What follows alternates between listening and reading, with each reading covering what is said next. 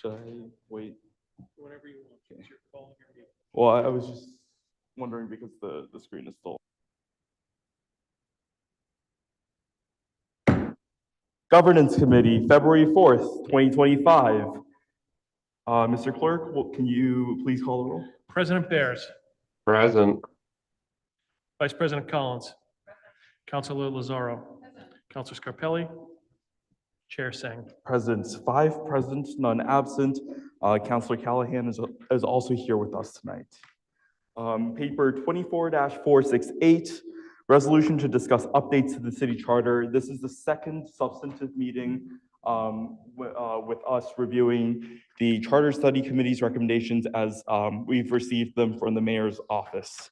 More specifically, we will be discussing Article 3 about the executive branch, Article 5, administrative organization, Article 6, financial procedures, and Article 7 regarding elections tonight. I did receive some emails asking if we would be taking up compensation tonight. As per a motion from the last governance committee meeting, we will be taking that up at our next governance committee meeting. I believe that's February 19th at 6 p.m. I did respond to the emails I got about that, but I did want to make that announcement first. If there are no opening comments, I was thinking we could get straight into the content. With that being said, Councilor Scarpelli. Just to be clear, I know the biggest discussions that are still left out there, it won't be discussed tonight, just for clarification, would be the composition 2-1. Yes. 2-1, I know the committee made a few motions regarding that. We adopted some amended language that was a compromise between President Bears' language and the language that we received. Although I made a noted with my vote, and the committee made a note with a general motion that we wanted to leave that open for a committee the whole meeting following our last governance committee meeting. With that being noted, moving on to Article 3. Oh, yeah. I'm sorry. Yeah, I just for clarification, because I think that was the confusion, Mr. Chair. That so again, you just confused me right there. So did we vote on anything? Are we voted 7? Are we doing the 7 that Zach said? Have we eliminated the option of at-large for all 8? That's the question that people were very confused when they left the other day. So what we have voted on is a change to make it 9 members in total, 5 at-large, 4 representing districts. But we did also note that we wanted to hold a committee the whole meeting for Councilors Callahan and Lemming to be able to vote on the final version. And at that meeting, we can talk about edits to what we have. So we can talk about going back to the Charter Study Committee's recommendation. We can talk about other compromises, proposals that people might have. Okay, so just to share with the council, the conversation I've had with multiple community members and community groups with that. The question was, if this is voted, then moved on to the mayor's office, the mayor has the option to deny that and request the original format, correct? Or will that stop the process? Because again, we're trying to work this so we can get this to the legislation, right? So our legislators that I've talked to aren't very happy that we're moving against what their constituents are reaching out to them about what we're doing here, what was done at that vote, and what was done with the review committee. So I think that's going to be something we can talk to at that next meeting. But I want to be clear that residents feel like they're not informed enough to understand the process as we're rushing through this. And they want to know, is there a stop? So if they feel like they're not being listened to us, the question is, can the mayor, maybe the Collins Center can help us, can the mayor stop the process? If she doesn't feel that this is what is best for the city, she cannot allow this to move forward to the legislation, right? Name and address for the record, please. Thanks.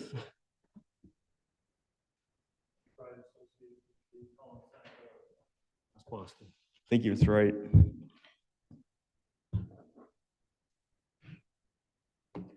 Maryland Country is Collins Center. Thank you. So in response to Councilor Scarpelli's question, the mayor must approve, both the city council and the mayor must approve the version that, of the charter that is sent to the legislature. If she does not approve the version sent to her by this body, then she can just simply veto it, or there may be some informal discussion to try to resolve that. Thank you. Thank you. And if I can, I think it's imperative for us, that we invite all of our state legislators here, because I think it's important, because their constituents are reaching out to them, because I know that one state representative sat down with me and wanted to miss the meeting, so he wanted to know what was going on. So he was a little confused. So if we can add that as, I don't know if it's a form of a motion, but if we could just put that as just a bookmark, just so that we understand that for the residents that are listening, what this council votes on and then moves forward, the mayor then has the option to say, nope, we're not going to send this to the legislators. We're not going to send this to the state for vote to get this on the ballot, or she can veto and pick what she feels is the best choice. That's correct. Thank The only thing I would differentiate between other legislation is that there is no ability by this council to override a veto. Thank you. Okay. All right. That makes, Thank you. appreciate that. Any other comments before we move on to section 3-1? Seeing none. Okay. Section 3-1, mayor qualifications, term of office, compensation, prohibitions. Does anyone have any comments, suggestions, remarks on this section? Seeing none. Oh, yes. Yes, 3-1. I believe it's on page 10 of the packet. I'll give you a sec. Great. Section 3-2, executive powers, enforcement of ordinances. I see Councilor Collins, Vice President Collins. Thank you. I had what may just be a clarifying question on section 3-2. In subsection C, it says the mayor shall be, by virtue of the office, a member of every multiple member body of the city. I was hoping to get a definition of what that would mean in practice from the Collins Center or representatives from the Charter Study Committee. Does that mean any board or commission the mayor may have an informal say on or vote in if he or she chooses, or does it mean truly any multi-member body, including the city council? I don't really know what to glean from that term. Let me make sure it's on. There we go. Oh, okay. The city council is separate from the definition of multiple member bodies. It would be like the planning board, the zoning board of appeals, conservation commission, the historic district commission, those kinds of things. And she has the mayor has a voice, but no vote. A voice but no vote on any board or commission. Yeah. Great, thank you. That's very helpful. Do we have any other comments from councilors on section 3-2?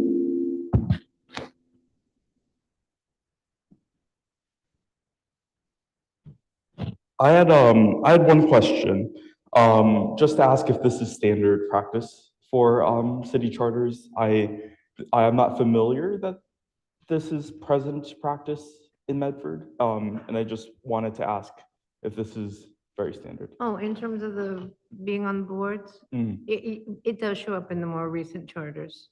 Okay. And I guess one concern that I think some residents have brought up to me about this part is that there might be some commissions, like, for example, the Human Rights Commission or the Disabilities Commission, that are working on topics that are more sensitive, and not that they're trying to go against the city in any way, but they want to be, members have expressed to me wanting to have some freedom in terms of how they talk about issues in those committees, talk about analyzing what's going on in City Hall policies, making policy recommendations. And there's some concern that having the mayor present might affect those discussions, the independence of those discussions. Oh, okay, you're afraid that the mayor may stifle? There's some concern. Could we Okay. speak to that? I really can't speak to that. I haven't heard of that. Okay. I mean, it is, and in my experience with this, which is very limited, the mayor doesn't show up all that often. Okay. And to the extent there may be a conflict of interest between the mayor and any agenda item at any particular meeting of such a board or commission, the mayor would be subject to the state ethics laws and would be expected to avoid any conflicts of interest. Okay. I think as for the mayor and the conflict of interest, the state ethics law and the mayor, I'm not as familiar. Say that there's a situation where, for example, water and sewer might be making a recommendation when it comes to setting rates. Is that something theoretically that the mayor would then be barred from that conversation? Under this particular section? Under this section and the state ethics laws? No, the mayor would be able to have a voice, but not a vote. It's not part of the Water and Sewer Commission. Okay. I just wanted to understand the section better. I have no recommendations for motions of this body to make, but I just wanted to ask those questions. Do any other counselors have anything, any questions or comments on section 3-2? Seeing none, okay. Moving on, section 3-3, appointments to the mayor. Do any counselors have, I see Councilor Zaro. Thank you. Section 3-3A mentions all city officers and department heads and the members of multiple member bodies for whom no other method of appointment or selection is provided by the charter. The mayor shall appoint all city officers and department heads and the members of the multiple member bodies. I just wanted to mention that the Human Rights Commission has an ordinance in draft form, I believe right now, that we're discussing that may be in conflict with that. And I have a suggestion that we add the word "or ordinance" at the end of that sentence. So I'd like to state that in the form of an ordinance, just to make an amendment to that sentence. Do you want me to email that to you? Okay, yes. He said Yes, second. President Barris. Well, let me unmute you. Give me a sec. Oh, I said second. I can happily join the queue. I do have another comment on that. I believe, Councilor Lazar, do you have any more comments or? That's all. I just wanted to motion to add the, that unless, it just says, sorry, I'll read it out. I'll read it out again for clarity, because I basically read the sentence backwards. The mayor shall appoint, subject to the review of such appointments by the city council under section 2-9, all city officers and department heads and the members of multiple member bodies for whom no other method of appointment or selection is provided by the charter or ordinance is the amendment. So it's basically saying the mayor appoints, subject to the review by city council, all city officers and department heads and the members of multiple member bodies, unless that is in conflict with something in the charter. And I'm just adding, unless that's in conflict with something in an ordinance, specifically because of the Human Rights Commission in Medford, that may be looking to avoid, just looking to account for diversity and inclusion in the appointment of multiple member bodies. So that's the intention of this motion, but I will write out that full sentence and email that to the clerk. I think to give a little bit of background, the Human Rights Commission is currently exploring a reform to how it's to its enabling ordinance. The draft ordinance is in the Resident Services and Public Engagement Committee right now. I'm helping with that effort, so I can speak a little bit more to it. A part of the idea is that you would have some appointments that come from other commissions, for example, the Disabilities Commission or future commissions that might be pertinent to the HRC's work. And there's also a suggestion from in the draft and from former members of the HRC that the City Council have some role in appointing members to the HRC as well. And so that's to give background to what Councilor Lazaro is saying. And her amendment would be to add the words or ordinance after that first sentence, basically saying, you know, the mayor gets to appoint members of the multiple member boards, except if there are other exceptions made in the city charter or by ordinance. That's just to explain what Councilor Lazaro is saying. President Bears was in the queue next. Thank you. Yeah, I would also note that there are a number of existing boards and commissions established by ordinance that have appointing authorities from multiple different bodies, the Affordable Housing Trust, I believe, well, not the Affordable Housing, sorry, the CPC, and some others as well. So I think it's important to have that in there. But I did have one question, which is just as relates to by charter or ordinance. Could the Collins Center representative speak to whether by charter includes, if this were to pass, other special acts that apply to the city of Medford? For example, the Traffic Commission is established by special act. I believe the Community Development Board is at least partly established by special act. Certainly the Office of Community Development is. So does by charter also include special acts previously applying to the city before the assumed approval of this charter? Did the folks from the Collins Center hear the question? Get the whole thing. Yeah, I think I got the gist of it. Okay, got it. If you need clarification, just I'll ask President Bears again. Wait. Usually a charter includes special acts that are retained and those that are repealed. And I think that section of this charter is not complete yet, but if it's mentioned in the charter, if the Traffic Commission was created by special act and we put in the charter that the special act is retained, you know, that section would apply. President Bears, does that answer your question? Well, it spawns many other questions. When will that be complete and when will we review it? And is the council on the hook for drafting that? And does the Collins Center have a list of special acts that currently apply to the city?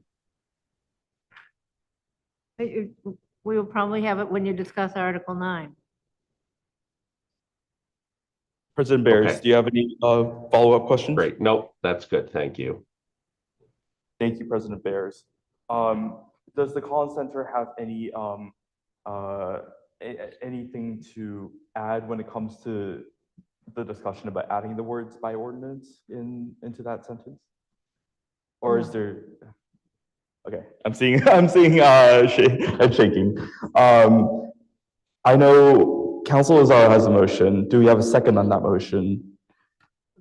Second. Oh, President Bears has seconded. Are there any comments from members of the public? Because we are taking a vote. Seeing none, Mr. Clerk, when you're ready. President Bears, Yes. Vice President Collins. Yes. Councilor Lazaro. Yes. Councilor Scarpelli. No. Chair Singh. Yes, 4 in the affirmative, 1 in the negative, motion passes. Are there any other comments on this section, section 3-3, before we move on? Seeing none? Okay. So are there any comments on section 3-4, removal or suspension of certain officials?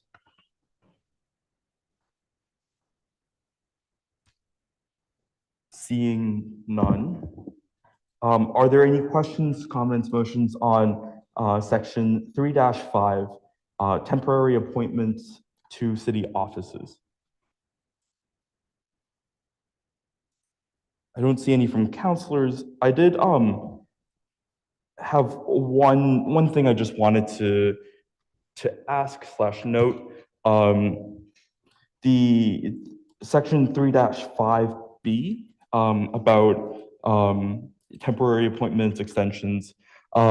Is there any worry that this would hamstring us if we can't find a permanent replacement after the extension? For the extension says is basically 120 days, about a 4-month extension. After the temporary appointment of 180 days, which is about 6 months. 300 days. 300 days, yeah. I know there's some, department head positions here that there's one that's been very widely talked about, the city solicitor role, which has been out, we haven't been able to find any qualified applicants for that for years now. Is there a worry that, there might be a legal challenge that comes up there, or a problem when it comes to getting someone to do that job? Is there someone temporarily filling the position? So right now, we have KP Law on retainer. So the mayor's office has a legal opinion saying that they can step in as our city solicitor. Sure, okay. But, this question is applicable to different departments as well. I don't see this as applying to KP Law, because that would be a contract between the city and a private firm to provide the city with legal services. If you're talking about appointing somebody as acting, and you get to 300 days, then I suppose there may be a question, but it would seem at that point, perhaps the city would want to move one way or the other with regards to that person. Okay. Either appoint or move on. Okay, understood. Are there any other comments from counselors or members of the public on section 3-5, temporary appointments to city offices? Seeing none? Okay. Section 3-6, communication special meetings. Are there any comments from counselors or members of the public? Or counselors first, I guess. Vice President Collins, you're live. Thank you, Chair Singh. This again might be a comment, or it might just be a clarifying question. In section 3-6, let me check the subsection number, subsection B. It reads, the mayor may call a special meeting of the city council for any purpose. I was just hoping to understand better, like what this maybe tracked with most from our current charter. Right now, there's a provision for special meetings to be called for the city council when it's necessary. It can be done by a quorum of city councilors or by the president of the city council, but I don't believe that we currently have it in practice for the mayor to be able to call a special meeting of the city council. So I'd like to understand a little bit more about the rationale behind that, so I can understand if the reasoning for it being written into the city charter, that's a new power of the mayor. Is that something the Collins Center could speak to? Sure. It's pretty standard in charters, because mayors may have information or be presented with a emergency or other situation that the consultation with the council is needed. Vice President Collins, does that satisfy your question? Yeah, thank you. It makes sense as the rationale. I think that there's, going through this project, obviously, some stipulations are more major, more consequential than others. I think some of my deliberations around the charter around which of those things are consequential that we should change and which of those things are strategies that we want available to the mayor, the city council, to other bodies, but don't necessarily need to be written into the charter. So this just strikes me as kind of a shift in the dynamic, potentially a symptom of a shifting dynamic. In the past, I think that the mayor has always been able to collaborate with city leadership when there's an emergency meeting that needs to be called. Again, I don't think that this is the most important thing before us, but it did strike me as a change and a new power of the mayor over the city council. So it's just something that I want to give due consideration to and think a bit more about. Thank you, Vice President Collins. Are there any other comments? Seeing none, any comments from the public? Seeing none as well. Moving on to section 3-7, approval of city mayor veto. Are there any comments from councilors on this point? Seeing, oh. Thanks for catching that. Councilor Callahan. Thank you. This is a little bit more of a general question about this whole section. And I do have a question for the chair of the study committee, who I so appreciate being here in person. I didn't see any survey questions about strong mayor versus weak mayor or about just the strength of the mayor. My understanding is we have one of the strongest mayoral sort of systems in the whole state and country. And I'm just curious if there was discussion among the community that you heard, how much of the, whether this was talked about on the commission. And specifically, I'm really talking about appointments, both department heads as well as boards and commissions, the budget. And it just comes up in here because of the ability of the mayor to veto anything coming out of the city council. So I'm just curious kind of how the sort of strong mayor, weak mayor fit into the discussions, both internally within the committee as well as more broadly within the public. Chair McDonald, name and address for the record, please. Milva McDonald, 61 Monument Street. Thank you for the question. Strong mayor, weak mayor is terms that get thrown around a lot, but we basically have a mayor council form of government, and we did look at balance of power, and we had also heard talk around town about Medford having an inordinately powerful mayor. So we asked the Collins Center for an analysis, and they provided an analysis which is in the final report, and you can see that Medford's mayor is in line with other mayors in the state. Our mayor does not have more power than other mayors in the state. But we did talk about balance of power when we looked at a lot of different things, and we talked about it with the budget. It was a consideration. Thank you. Councilor Callahan, do you have any more questions or? No, thanks. Okay. Are there any other comments on section 3-7? Seeing none. Any other comments from members of the public? Seeing none. Section 3-8, temporary absence of the mayor. Do any councilors have any questions about this section?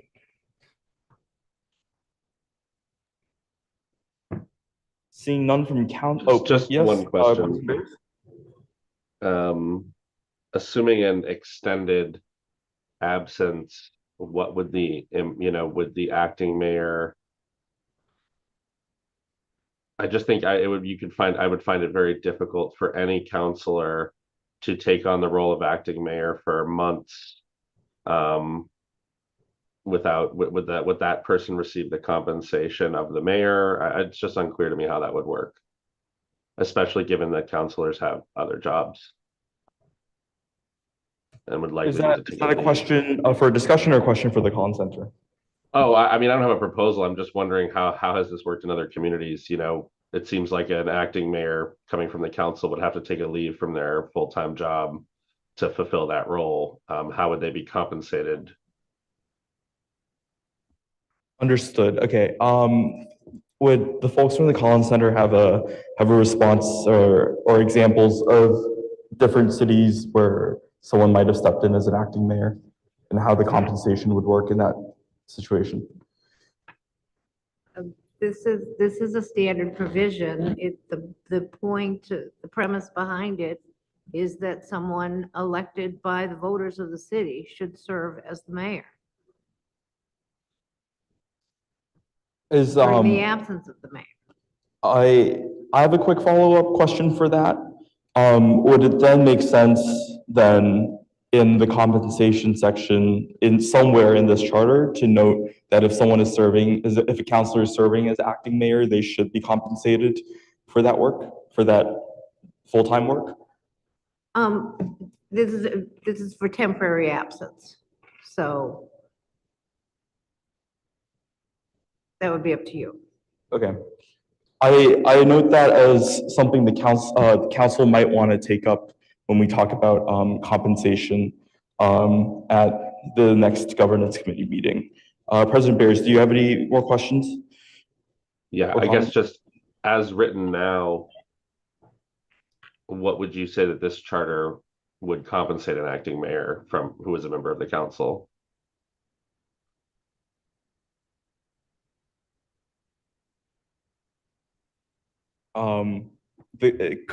Do the folks from the Collins Center have a response to that question?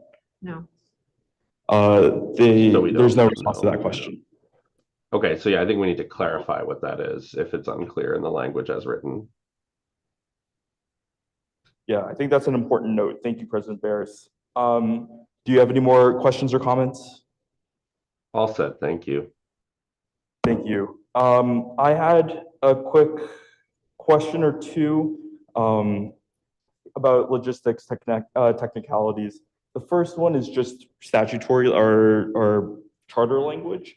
When it comes to that last sentence in Part A, the mayor may at any point declare themselves able to perform the duties of office. I think I understand that where that applies, but because that's put at the very end of the paragraph, I do have some worries that it might be, it might be, there might be a situation where the city council by unanimous vote does determine that the mayor is unable to serve. And then the mayor argues that that sentence should apply to the whole paragraph and says it just unilaterally declares themselves mayor. I think, is that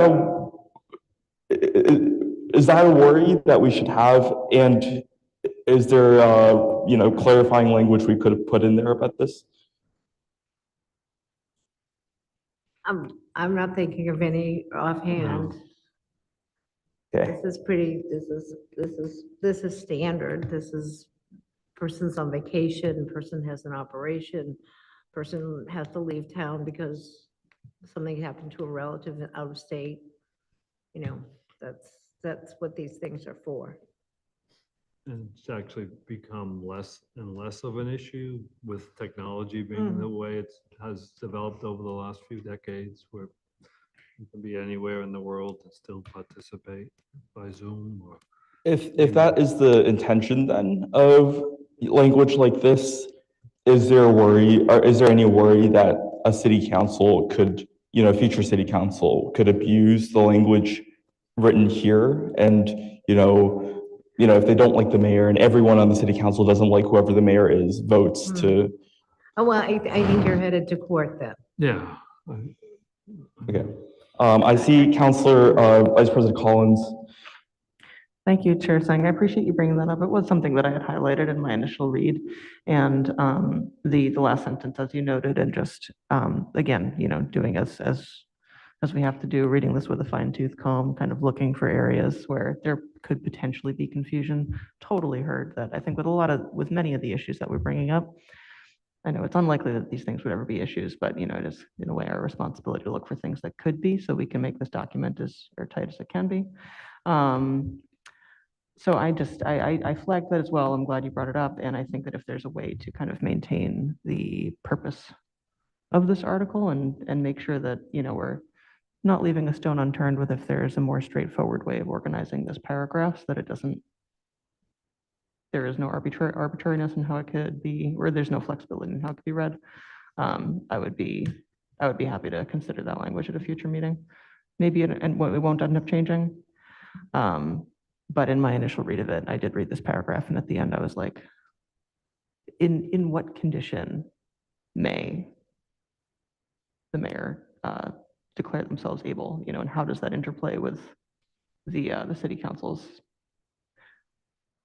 unanimous vote mentioned earlier? So if there's no further clarification that's needed, that's great, but I would be interested in having this further clarified if possible.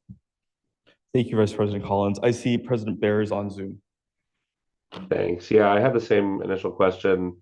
Then I thought about it for a minute, and I think this is specifically for a case or example where the mayor is unable to declare themselves unable to serve. For example, if a mayor was in an accident and was unconscious, the council could make that vote.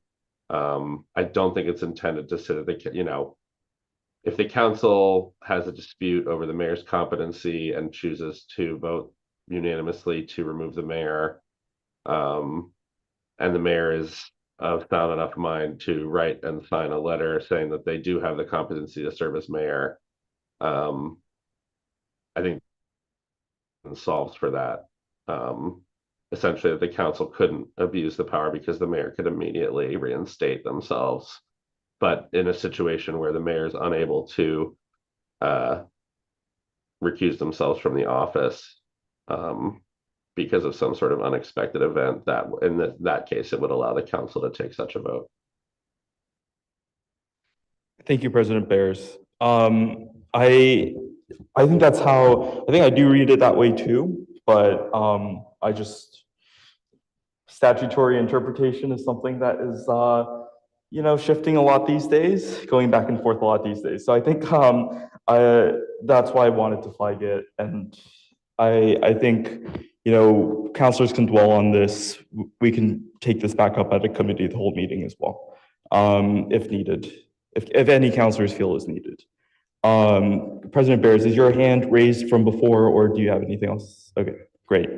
Do any other counselors have questions on section 3-8? Seeing none, do any members of the public have any comments or questions on section 3-8? Seeing none as well. Okay. Oh, I did have one more question for this section. In part B, this was just a clarifying question, where where a member of the city council is serving as acting mayor. Let's say that member of the city council is the president of the city council. The last sentence is clear that they shouldn't vote as a member of the city council. Can they still preside over that meeting? Or are their powers only, is the only power that's carved out the voting power? Well, you do have a vice president, so there wouldn't be a need for them to oversee the meeting. So it would be expected that the vice president would take over? Yeah. Okay. You cannot participate when you're holding a position as the executive, as a member of the legislative body. So you'd have to recuse yourself effectively from any participation, other than perhaps speaking, as a member of the public might, or other elected official might, but not as a member of the city council. I think that makes a lot of sense to me. That's not entirely clear from the language in the charter itself. Is this language that we have in front of us standard for different cities? Yes. Okay. I guess one more question that just popped into my mind. When it comes to, you guys mentioned that, in a situation where this council is maybe abusing its power, and, the mayor, comes back and says, that's what's happening, that might be litigated. Is there any precedent for that? but I can't recall it. Thank you. It's old. With that being said, those are my final thoughts on section 3-8. Are there any other thoughts on 3-8 before we move on to 3-9? Seeing none? Okay. Section 3-9, delegation of authority by the mayor. Do any counselors have any questions on this section? Questions or comments? Seeing none? Section 3-10, vacancy in the office of the mayor. Do any counselors have questions or comments on this section? Seeing none. Do any members of the public have any comments on this section or Article 3 about the mayor's office, the executive branch? Seeing none. I did have a really quick question with regards to section 3-2. I forgot this in the moment. It relates back to Councilor Collins's point about the mayor being a member of every multiple member body of the city. I think the following sentences are very clear on what the mayor's role is when it comes to multiple member bodies. I'm wondering if there is any worry that that the first sentence, just by saying a member instead of saying an ex officio member, if there's any statutory interpretation problem there. I know it's evident in the second sentence, but I could see a court arguing that because we didn't put it in the first sentence, that signals some other intent.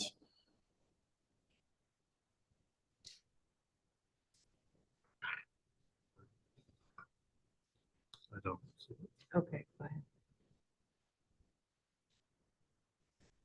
I don't. We don't Yeah, we don't have that see it as concern. we don't see it as problematic. Understood. Thank you. Now,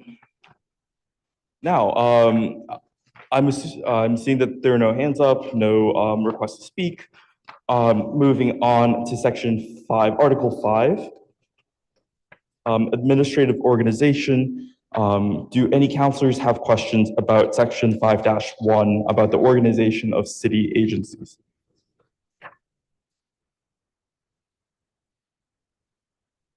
Seeing none. Do counselors have questions? Oh, yes, Vice President Collins. Sorry about that. It took me a No second worries. to find my notes. Again, sorry, another clarifying question for me. We're in section 5-1? Yes. Great. I was just hoping if any examples could be given of the section that describes this procedure where the mayor prepares and submits to the city council plan, and the city council then holds a hearing on it, and it seems like there's a vote, and this is, obviously, I'm trying to compare this to what we're familiar with. We're familiar with ordinances being promulgated by the city council and petitions and papers coming from the community via the mayor's office and city administration to the council. I'm trying to figure out if this describes something different. Is this a mechanism by which the mayor is proposing an ordinance, a new department, like a change to administration? Like when we say that the mayor is proposing a plan to the city council and then the city council may take a vote to disapprove of that plan. Could you give an example of what that might be about? Perhaps the easiest way to see what the intent of this is to look at the administrative codes of Chelsea or Melrose or Barnstable, the three that come to mind. The intent is really to describe in very general terms the function of the various administrative departments.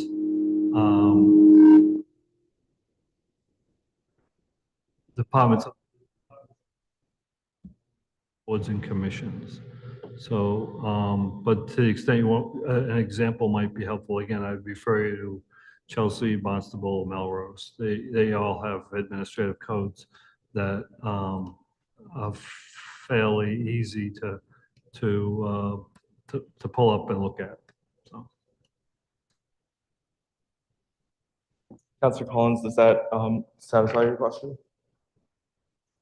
Well, it directs me to where I should look to get a concrete answer, so thank you for that. Thank you. Do any other counselors have questions or comments on section 5-1? Seeing none. Do any counselors have questions about section 5-2, merit principles? Seeing none. Do any members of the public have any comments on Article 5 on administrative organization? Seeing none. Then moving on, Article 6, financial procedures. Do any counselors have questions or comments on section 6-1 fiscal year? Seeing none. Do any counselors have questions or comments on section 6-2, the annual budget meeting? Seeing none. Do any counselors have questions or, yes, Counselor Callahan? Thanks. I didn't mean to interrupt you. No worries. Just a super quick question about, we did pass a budget ordinance, and I know that the charter basically that takes precedence over ordinances in general. I'm curious how you might see this piece of the charter and the ordinance that we passed as interacting with each other. I mean, you may not know about the ordinance. The ordinance basically lays out a timeline for when the mayor will provide certain information and different meetings that the city council will have with department heads to understand their individual budgets. So it has just more details, and I don't really know if the actual dates are probably not identical to these, but I'm just curious if you have an understanding of how would that ordinance kind of be washed away, or would that ordinance just be assumed to be fine unless it's specifically against the charter? Well, the ordinance would have to be brought into harmony with the charter. Great. Okay, I see that President Bears has his hand raised on Zoom. thanks.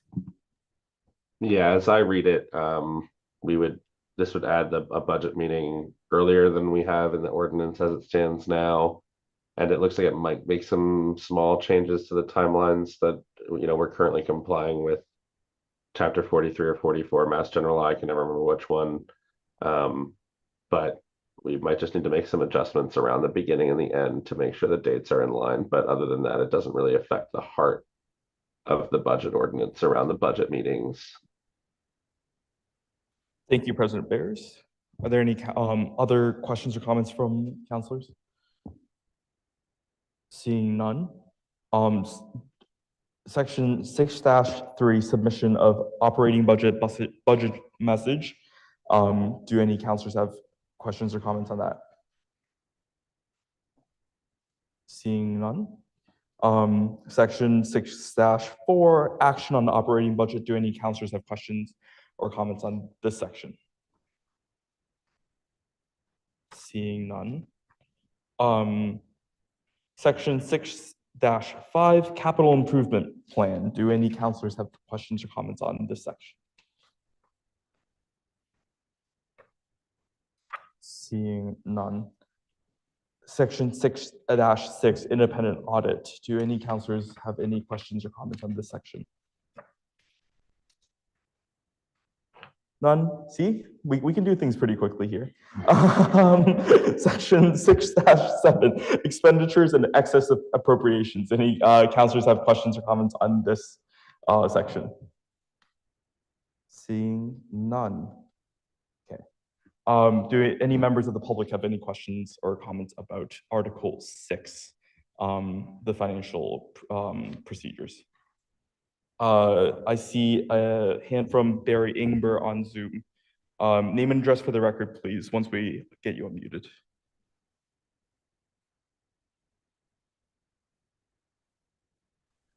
Barry Ingber, 9 Draper Street.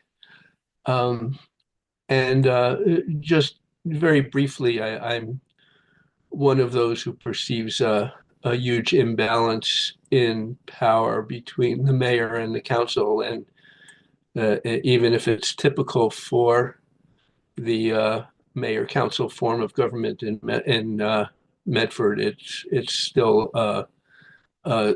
serious imbalance that I think has historically led to decades of conflict between city council and the mayor's office, regardless of who sits in those chairs.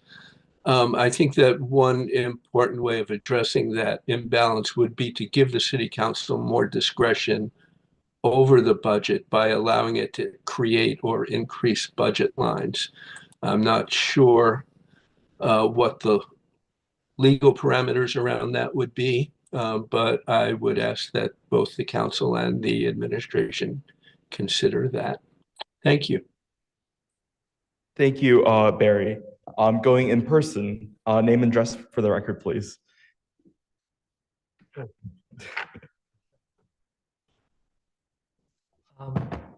Matthew Page Lieberman, 15 Canal Street. I saw that it's a recommendation in the Charter Review Group's document that this be considered in the next charter review. However, I do feel that it is very unfortunate that participatory budgeting was not included at this iteration. Thank you, Matthew. Seeing no other comments in person or on Zoom, moving on to our last section of the night, Article 7, our last article of the night, elections. Do any councilors have, we can take sections 7-1 and 7-2 together since they're both about preliminary elections and preliminary election procedures. Do we have any comments? I see President Bear is on Zoom.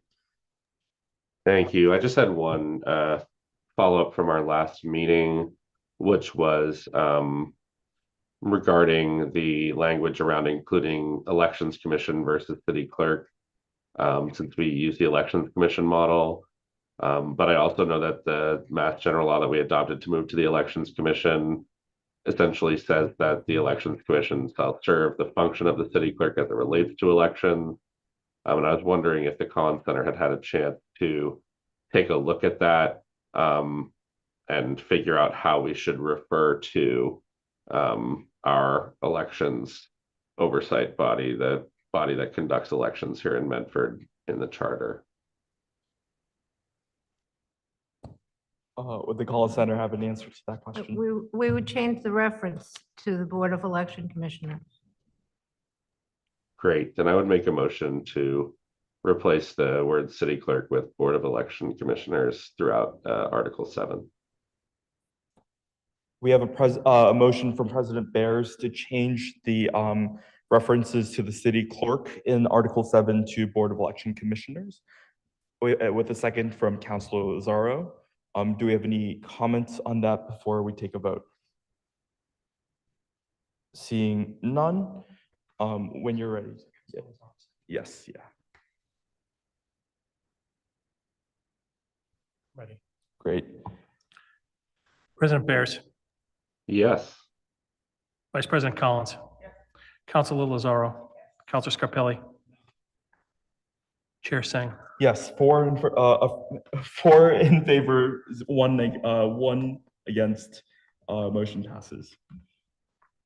Do we have any other comments on sections 7-1 and 7-2 about preliminary elections? Seeing none. Do we have any comments or questions about section 7-3 or section 7-4? That would be regular city election, ballot position, and for that regular city election. Seeing none as well. Moving on to section 7-5, nonpartisan elections. Are there any comments or questions from councilors? Seeing none. Section 7-6, wards. Do we have any comments or questions from councilors?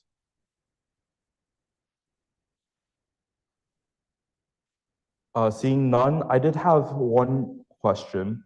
Having followed the last re-precincting conversation in 2020, I believe it was, in the city council, I know 2 of the plans submitted by, I believe it was the city clerk's office, had 9 wards instead of 8. Now, a lot of this, I think, like affects potential composition of city council, and there's a lot of interplay there. I was wondering how difficult it would be, if we get to a situation with our very fast population growth here in Medford, where mathematically, because of state laws, we have to draw 9 wards, or we get to a situation where, we're kind of put in that position. How difficult would it be to change this? Oh, you could just bring a special act to the legislature to change the number. And is that It- something it- that, It wouldn't be a major undertaking. okay, that's something that the state legislature would probably be pretty deferential to. Well, they do understand it because they're elected from these wards too. Okay, great. I see President Bears on Zoom. Yeah, the other option would just be that to request from the Secretary of the Commonwealth a map that adds an additional precinct within each ward. We had a proposal that kept us at 8 wards, but added a 3rd precinct in each ward. So that would just be another way to do it. Thank you, President Bears. Great. Are there any other questions from counselors on 7-6 on wards? Seeing none. And our final section of the night, do you have any questions or comments from counselors on section 7-7, application of state general laws? Seeing none. Before we close the meeting, I want to open up, oh yes, President Bears. I just moved to refer the articles discussed tonight with the amendments voted on by the council to committee of the whole. Thank you, President Bears. We have a motion from President Bears to refer the articles we discussed tonight to the future committee of the whole that's going to be scheduled. Do we have a second on that motion? I see a second. Including the amendments. Including the amendments. Great.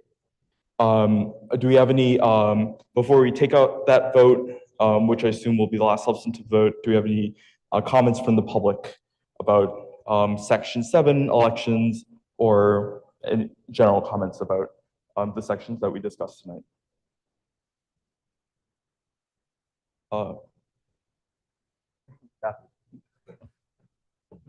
Some of these sections are very difficult to parse. And I'm wondering if anybody can take an opportunity to just clarify them a little bit. I think that we should really, people should look before approving this, ask if they can really break it down and explain some of these. Just because if people don't understand, then you're making it very difficult for those to administer it. Thank you, Matt. I think, this is something that counselors could maybe work on too, in terms of our summaries, conversations with residents. I know there are counselors who are more active on social media as well. Perhaps, we can kind of break down some of what is in here for residents to understand. Thank you. With that being said, I see no further public comment. Mr. Clerk, when you're ready. President Bears, Yes. Vice President Collins, Councilor Lozaro, Councilor Scarpelli, Chair Singh. Yes, 4 in favor, 1 opposed, motion passes. Do we have any final comments or final motions from counselors? Motion to adjourn. We have a motion to adjourn from President Bears. We have a second from Councilor Lozaro. I see Vice President Collins. Thank you. Before we close out, I just want to thank the representatives from the Collins Center for being here. And again, thank you to the representatives from the Charter Study Committee for being with us through this process. Yeah, I'd like to echo that sentiment. Thank you to the Collins Center's representatives for being here. Thank you to the members of the Charter Study Committee, both here in person and on Zoom, for participating, for being here. With that being said, I think that's a happy place to close this meeting. Mr. Clerk, when you're ready.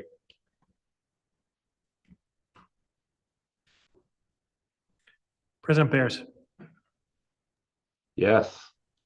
Vice President Collins, Counselor Lozaro, Counselor Scarpelli, Chair Singh. Yes, 4 in favor, 1 opposed, motion passes. Meeting is